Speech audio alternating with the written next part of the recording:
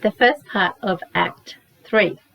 This part of the story shows us the overall shape that the conflict will take. This part goes from chapter 4, verses 1 to 5, and it shows us kind of the shape of the story, but it also leaves it a little bit ambiguous because there is a sense that where there seems to be some success, but there's also a sense where it could all fall apart and it could all fail. And what Ruth thought was love from Boaz might have just been mistaken all along.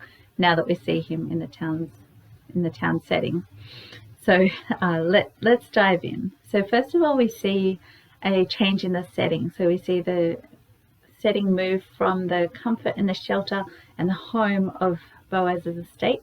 It moves back into the town where we have all townsfolk there. So here we're not really sure how Boaz stands with the townsfolk, so we might think, oh no, like, sure, he has authority in his town, but does he have authority here over Israel and over the elders of Israel?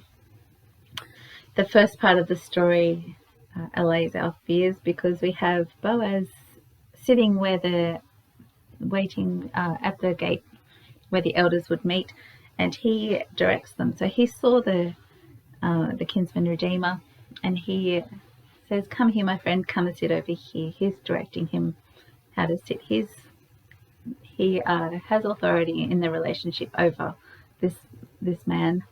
And we see that in the elders as well. We see that Boaz directs them, "Come, sit over here." And this might just be because he has something to discuss with them, and that might just be his way of saying, "Hey, I want to bring up something important with you. Can you come and sit down? Can we table a discussion?"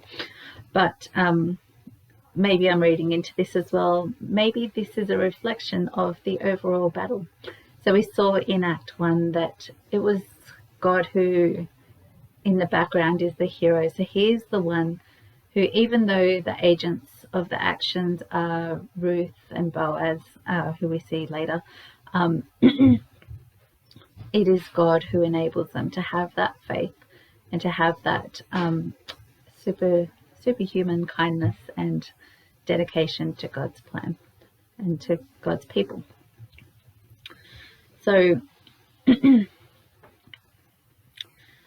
might be reading into it, but maybe the way that Boaz directs his opponent and the way he directs the judges, that might be a bit of a shadow or an indication of how the opposition measures up with God. There is no contest. God is, sure, there's opposition that comes along, but God's in charge of, God directs the opposition. God directs the judgment. He is the one in charge. There is no major struggle or opposition here. So in the so this part is it's showing that something good, some sort of success, but it's also showing some sort of danger to Ruth. So, and this is seen in this part of the story because it's the first time that we see Boaz refer to Ruth by her weakness. So he's saying, Naomi, who has come back from Moab, is selling a piece of land that belonged to our brother Elimelech. So here we have Naomi, we have Elimelech mentioned, but we have no mention of Ruth here, which is the same way that the townsfolk treated Ruth when she came back from Moab. They just completely ignored her. And then in the second part, it says, on the day you buy the land from Naomi, from Ruth, the Moabitess, from Naomi and from Ruth the Moabitess, you acquire the dead man's widow in order to maintain the name of the dead man's property. So we have Boaz refer to Ruth as the Moabitess. She is the foreigner. This is how the Israelites refer to her as they were rejecting her as one of their people. And that's where we leave it in part 1. We have, as sense of success where there is no sense of struggle. We have a sense that Boaz is in charge, but there's also a sense of unsettledness or doubt because Boaz is in charge, but he has also spoken about Ruth and treated Ruth in a way that the townsfolk did. So we're not sure whether he, in the presence of the other Israelites, whether he will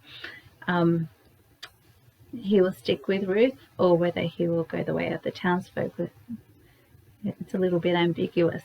And yeah, Ruth at this point is kind of vulnerable. Is she accepted by Boaz in the presence of the elders or not? We don't know. Let's dive into the next part of Act 3. Look forward to seeing you there.